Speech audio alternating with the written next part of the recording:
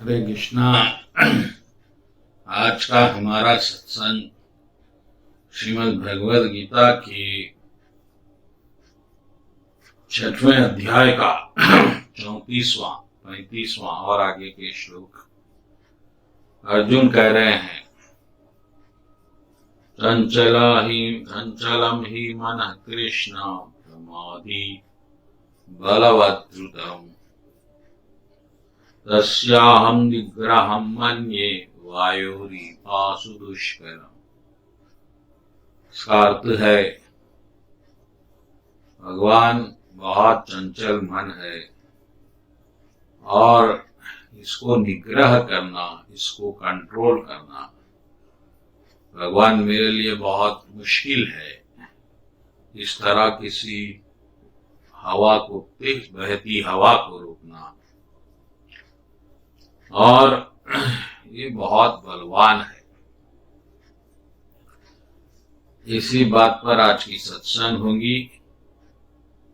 तो भगवान ने अगले श्लोक में कहा कि असंशयम महाभाव मनोदु निग्रहम चलम अभ्यासेन तु कौन्तेय वैराग्येन च गृह्यते। इसका अर्थ है, भगवान भी मान लिए बहुत मुश्किल तो है अर्जुन, लेकिन इसको दो चीजों से वश में किया जा सकता है। पहला है अभ्यास से, दूसरा है वैराग्य से। इसी बात पर आज की हमारी सत्संग होगी कि पहले तो हम अर्जुन की एक स्पष्ट मानसिकता के बारे में भी जानेंगे कि जब भगवान कृष्ण ने उनसे ध्यान योग कहा तो उन्होंने स्पष्ट रूप से कह दिया कि भगवान ये तो बहुत मुश्किल है। अभ्यासे चंचलम ही मनः कृष्ण, और चंचल है भगवान। और ये मन, हम सबके पास एक मन है और हम सब जानते हैं कि वो कितना चंचल है, और उसको निग्रह करना, उसको कंट्रोल करना किसी तूफान को बस में करने से कम नहीं। तो अब प्रश्न ये है कि मन को क्यों वश में करें और मन को वश में करके क्या करना है। ये दो बातें हमारी समझ में आ जाए तो निश्चित ही शायद हम मन को समझें और उस पे शायद हमारा निग्रह हो। तो इसी बात पर आगे बढ़े। ये मन एक लिंक है, यानी कि हमारे और भगवान के बीच की जो दूरी है, जो एक खाई है, उसके बीच में जो सेतु है, कनेक्शन है, वो मन है। और माया और आपके बीच में जो कनेक्शन है, उसका भी कनेक्शन, ब्रिज मन है। और तीसरी बात जो समझने योग्य है कि मन माया से बना हुआ है, मिट्टी से बना हुआ, तो वह स्वाभाविक ही मिट्टी ही चाहेगा। लेकिन भगवान तो दिव्य है, तो वो मन उस पे लगाना मुश्किल हो जाता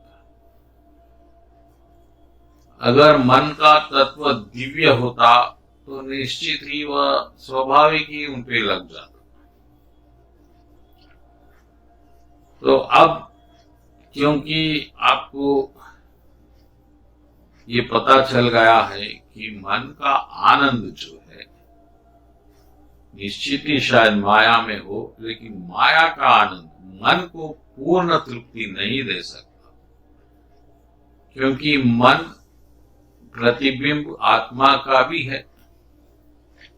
आत्मा खुद को मन के द्वारा ही प्रकट हो रही है, शरीर के द्वारा।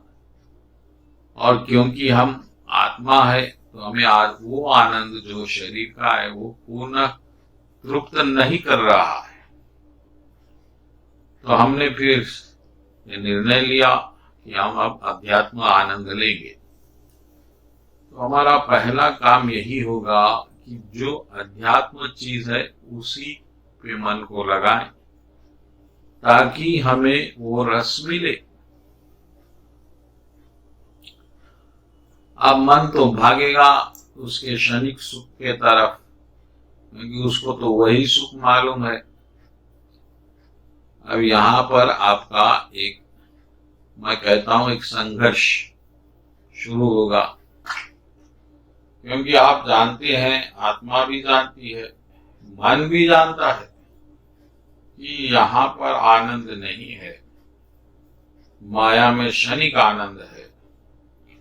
लेकिन क्योंकि अभी उसको आध्यात्मिक आनंद का रस नहीं मिला, तो जानता जरूर है लेकिन रस नहीं मिल रहा है, क्योंकि जब तक डूबेगा नहीं मन, उस पर टिकेगा नहीं, रस नहीं मिले, वो टिक नहीं रहा है, तो बार बार फिर वो माया की तरफ भाग रहा है सुख के लिए।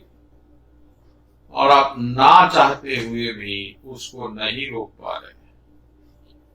यही स्थिति अर्जुन की भी है। अर्जुन ने कहा, भगवान ठीक है, आप दिव्य है, मैं दिव्य हूं, आनंद भी दिव्य है, लेकिन अब मन तो माया का, और उसे माया का ही आनंद मालूम है, वो तो भाग रहा है बार बार। अब उसको रोककर आप पे लगाना तो तूफान को रोकने से बड़ा मुश्किल है। तो ये अर्जुन का तर्क है, ये सही है। अर्जुन एक प्रैक्टिकल आदमी है, पाखंड नहीं है। वो ऐसा नहीं कह रहा है कि मैं कर लूंगा, मैंने कर लिया, बड़ी बड़ी बातें जो हमारे महाराज लोग करते हैं, जबकि उनका ही मन उनके वश में नहीं होता। हमने देखा कई महाराज लोग कुछ मामूली कार्य करते हुए पकड़े गए आम आदमी की तरह।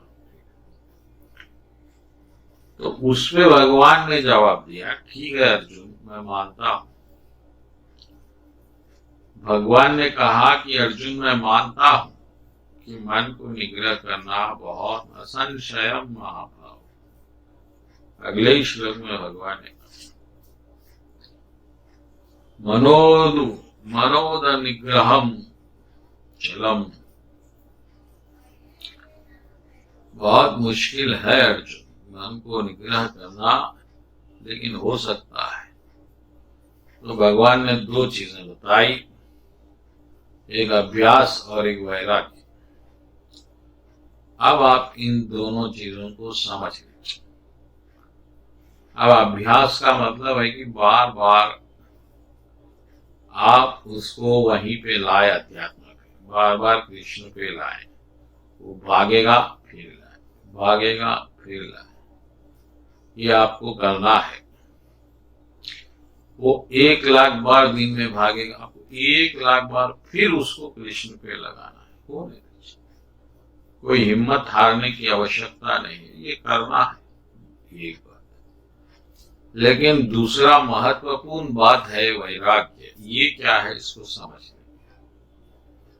वैराग्य का अर्थ सब छोड़ के भाग जाना नहीं, संन्यास ले लेना या मंदिर में रहना घर छोड़ के नहीं है। वैराग्य का अर्थ है उस पूरे भौतिक जीवन से ही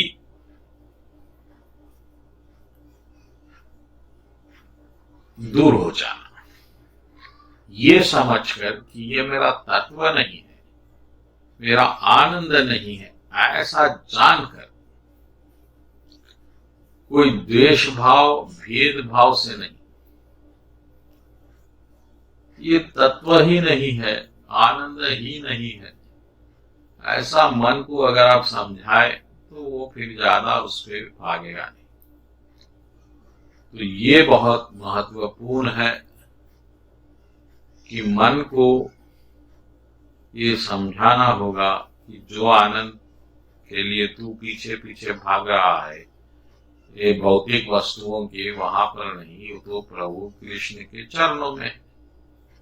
तो वो समझेगा ज्ञान के द्वारा, तर्क के द्वारा, तत्व के द्वारा, फिर वो भागेगा नहीं, आसानी से तुम जहां चाहते हो वहां बैठे।